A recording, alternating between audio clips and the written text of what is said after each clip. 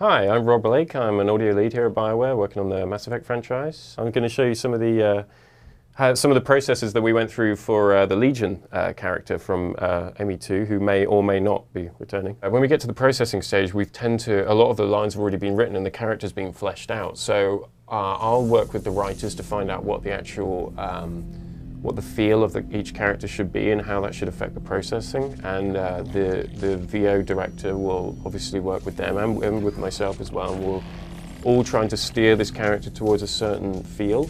There will be certain changes in ME3 related to Legion and various events that have happened. And so we will be modifying stuff based around that. We do not intend physical harm to the creators at this time. This is the original Geth noise that we had used on ME1.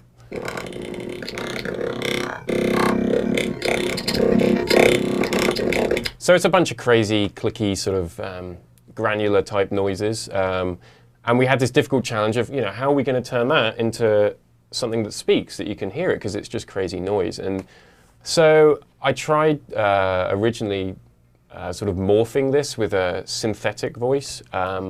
One of my functions is to analyze all Cerberus personnel files to detect error. Yeah, I thought that sounded okay, but I didn't really know what it was going to sound like when we put it through actual VO. So we got a test file recorded. One of my functions is to analyze all Cerberus personnel files. And I tried the same process for that and morphing it in with the original Geth noises to see what would come out on the other side. One of my functions is to analyze all Cerberus personnel files to detect.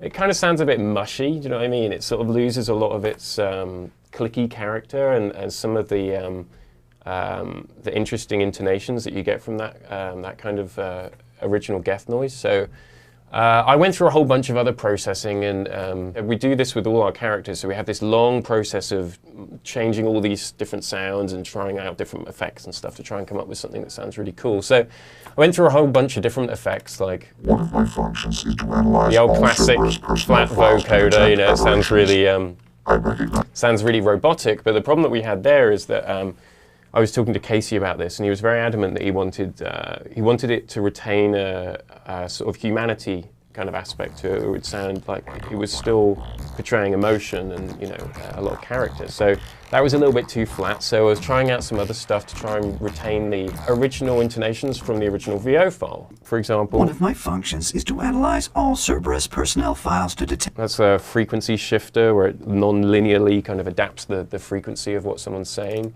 One of my functions is to analyze all Cerberus personnel files. And that's just a more standard vocoder that's tracking the original pitch of what someone's saying, and then it's modifying a synth file that it's sort of morphing in with it kind of thing. And you can hear it starting to get a little bit more like Legion. What I liked about that one specifically was that it did retain the acting, if you will, like the intonation of the voice, and that's a large part of what we were trying to capture. However, as you can hear, it doesn't sound like the Geth noises. One of my functions is to analyze. As opposed to the original Geth noises. It doesn't have any of that clicky character, It was close, but didn't quite get there, and we ended up with... One of my functions is to analyze all Cerberus personnel files. Which has the clickiness, but also has this sort of intonation still.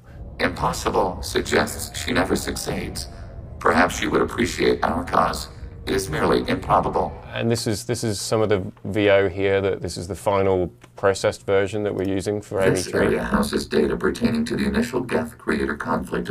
Anyway, I probably shouldn't play too much because it might have spoilers in it. But so that's the sort of process that we go through with a lot of our VO stuff. It's a long, arduous process of lots of messing around with different types of VO and stuff. And often with such a large universe, we're trying to not just make something that sounds cool, but make something that fits within the universe of Mass Effect, which is this really big, broad, and complicated animal.